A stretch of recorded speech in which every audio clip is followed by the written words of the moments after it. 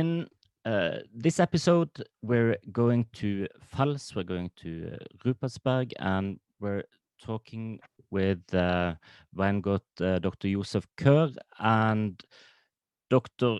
Christopher Köhr. Welcome, Christopher. Hello, Heine. So, would you start telling us about your winery and where you're situated and the size of the winery and what you do there? Yeah, so we are situated in Pfalz region, more precisely, more or less kind of in the heart of the German wine road. So it's a road which is 80 kilometers going from north of the region to the southern border, where also the border with France is located. And we are at the region called Mittelhart, which is next to Deidesheim, which also contains some famous vineyard sites. And specifically, our winery is in the neighboring town Ruppertsberg, also there. Quite traditional place for viticulture.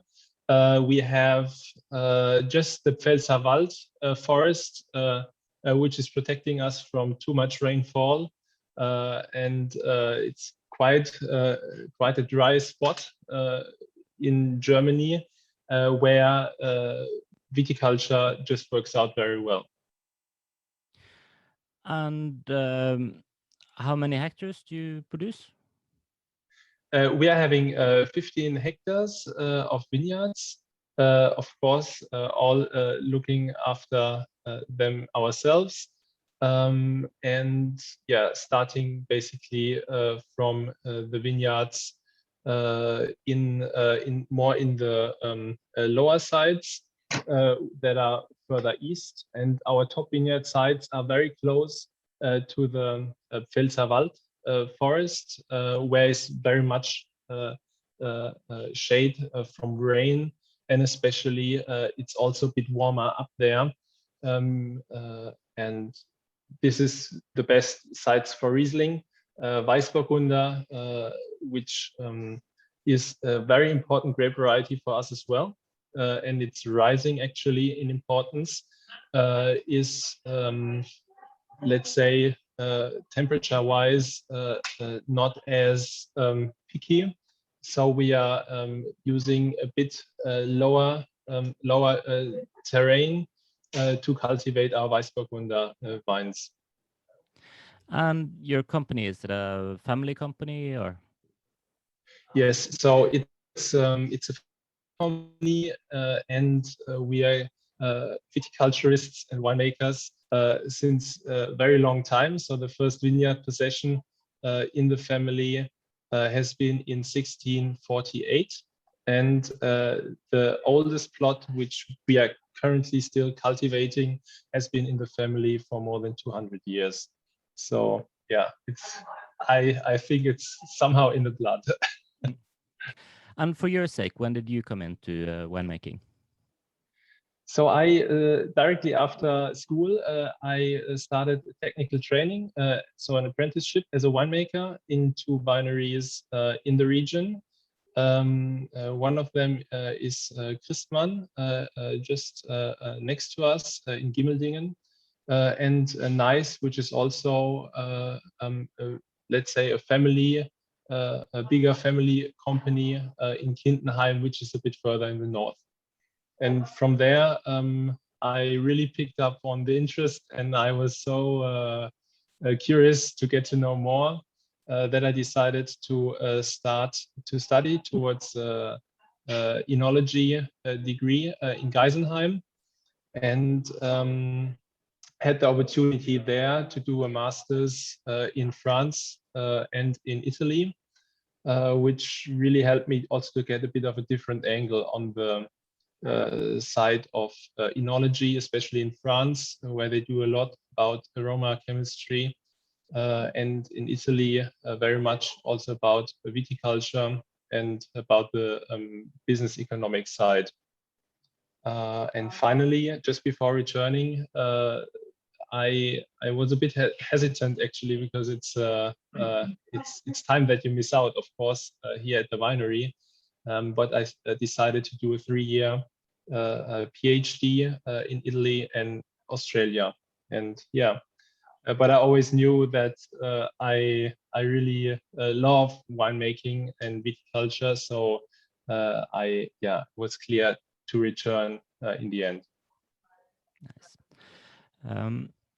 Talking about weissburgunder grape, how do you think about the weissburgunder grape? I know that some people are thinking of it as a workhorse grape and just making very simple wines, and some people are think of it more aligned to Chardonnay, and that it can make quite complex wines. Yep. Yeah, that's very true. So yield and the work outside in the vineyard basically is the key to what you get. So the grape, on the one hand, it is not, as already said, too picky about the soil structure, about the slope or the exposition. However, it is very, very picky about basically the yield that you try to get in the end. It is very picky, especially if you like to have a full-bodied weissburgunder, which has, let's say, a bit more moderate acidity. It is very picky about point of harvest. And what we do is for our village weissburgunder, the Ruppertsberg weissburgunder, we are picking every individual vineyard block based on its individual maturity.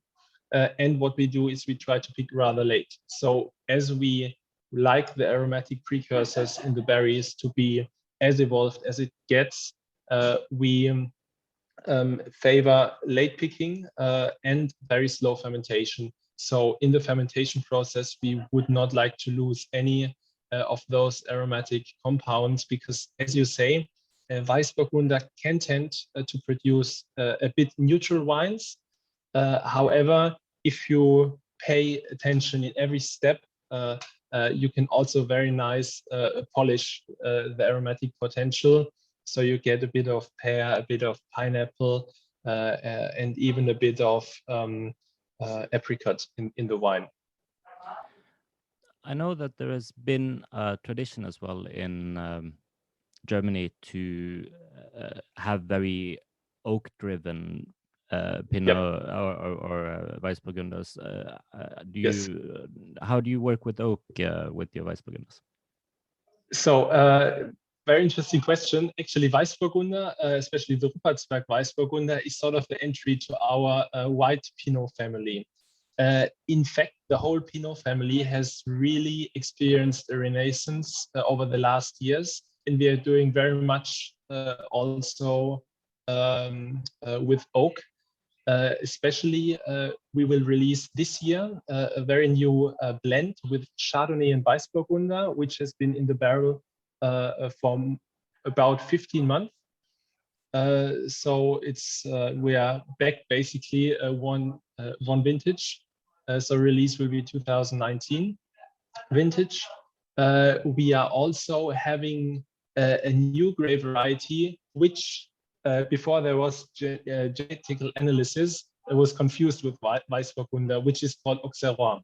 Auxerrois, also French grape variety from Burgundy region, which can produce very full-bodied, creamy white wines that, when elaborated in oak, are beautiful for aging.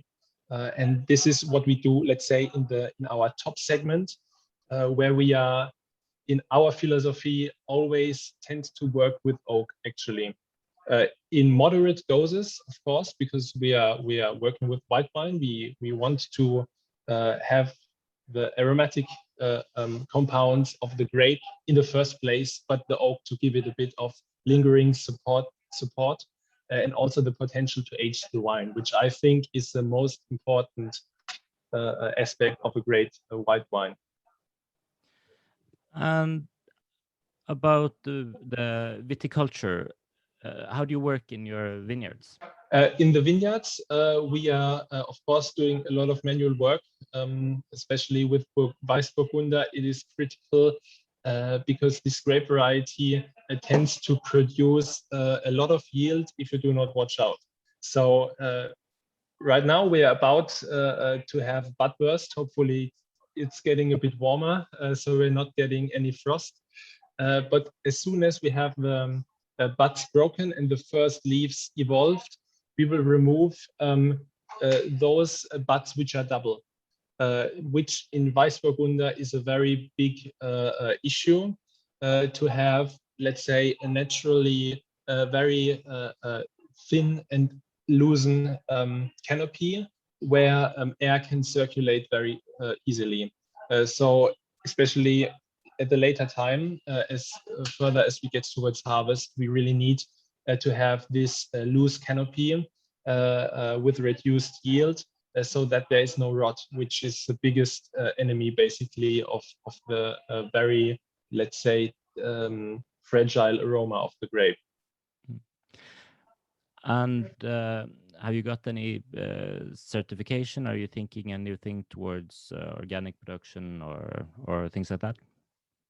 So we are working, of course, without any herbicide.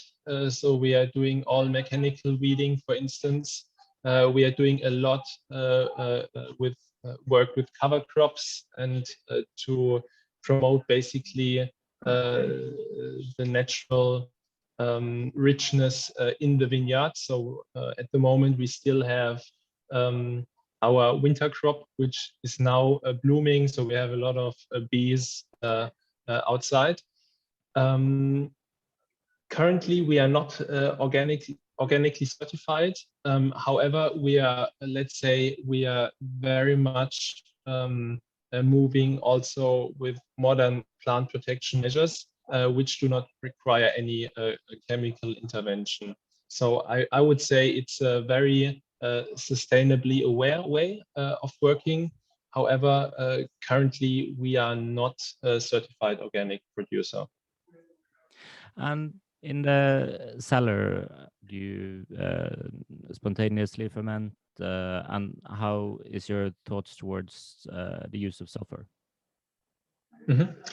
So we are working in the cellar. We are working a lot actually with selected yeasts. However, we tend, especially with higher qualities, we tend to have either a mimicked spontaneous flora, which means we are not using only Saccharomyces yeast. We are also using what you would find naturally outside in the vineyard. However, we have it selected because from our perspective, it is very difficult to have, let's say, reproducible results. And especially when we try to improve year on year, we really need, let's say, to be able to look in our records and see how a wine evolved with spontaneous organisms. Apart from the risk of microbial spoilage, I think this is not possible. Also research, let's say, leads a bit into that direction because there is so much research currently done with alternate yeasts that I think this is a quite elegant way of, let's say, producing very natural wines with a bit more modern methods. I think it's not always necessary, let's say, to go back very far in time. But of course, it's always, for instance, also with oak. This has been a long time a very little topic in white wines. However, now it has gained a very significant share. But the oak needs also a lot of supervision. So we're doing a lot of analysis with every wine. So we are trying to have, let's say, the current possibilities which we have with modern technology, especially analysis of the compounds of the wine, to control the process. So we, of course, try to have minimum intervention in the cellar, but we always need to be aware what is going on at a certain time, so that there is, let's say, no one asleep at the wheel, basically. Our philosophy is very much having a very traditional approach in the winemaking, but with the capabilities which gives us modern technology, especially from the analysis side. And I know that you're producing 3 different lines of wine. Would you tell us about them and what distinguishes them from each other? So our line of wines basically is separated in those 3 tiers. The first is the entry tier, which is a white label. So quite easy also to differentiate for consumer. Here our focus is on having quite fresh and also, let's say, seasonal matching wines. So for instance, we have a white wine blend, which is very fresh and has, let's say, a nice acidity, which goes very well with asparagus, which is now about to be picked from the fields.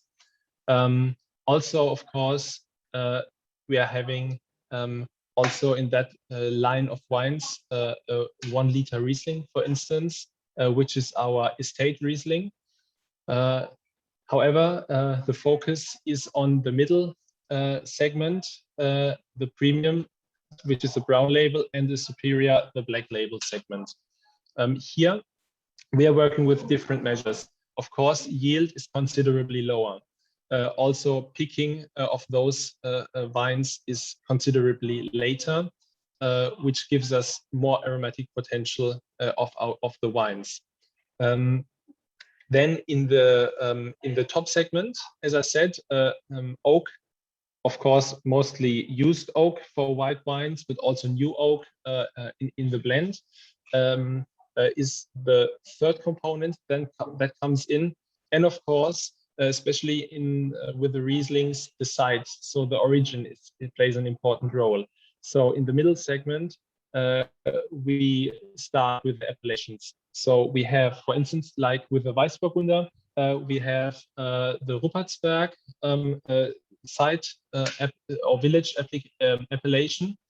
In Riesling, apart from Ruppertsberg, we also have a Riesling from Hambach, which is a historically important landmark, because there is this castle where the first time democratic movement was formed. In the top segment, which is a black label, we are having single vineyard sites. So there we do not go at the appellation, at the village appellation level, but we are having individual vineyard plots, which I think express the terroir, especially in Riesling and Pinot Noir, of course, the best by far. And this then combined with subtle use of oak, I think brings very lingering wines, which provide a very rich spectrum, basically. Sounds like some lovely wines. Just to finish off, are you represented in any markets outside of Germany? Yes, so we are currently being represented in Finland. We are represented also in Eastern Europe, in Poland foremost. And we are currently also we just started basically to be represented in the south of Spain. So it is definitely a growing topic to export wines, and I think especially in the north, white wines from the region go very well with the local cuisine. Thank you very much for joining us from Pfalz, Dr. Josef Köhr. Ruppertsberg, både landsbyen og vinmarken, ligger i Pfalz. Det er et kort stykke å kjøre fra Deidesheim i det sentrale Pfalz, som mange kjenner til. Der holder Josef Köhr til. Og vi skal smake denne weissburgunder Ruppertsberg 2018 fra produsenten. Vinen, den er medium minus intens på farge. Den er klar. Vi kan se et lite sånn CO2-preg på den, som skyldes nok reduktiv vinproduksjon på nesen. Så lukter den ganske intenst av honningmelon, den lett parfymert, og dette klassiske, sånn kornaktige, kornaksaktige uttrykket det følger også med, sammen med en del sitrus og urter. Det en ganske frisk stil på vinen, i stedet for disse noe litt sånn kraftige og litt tyngre vinene som noen weissburgundere kan ligne på. Både i uttrykk på nesen og i munnen så vinen, kan ha minne mer kanskje om en Riesling enn om de klassiske eikete weissburgunderne som en del har smakt. Det ganske moderne stil.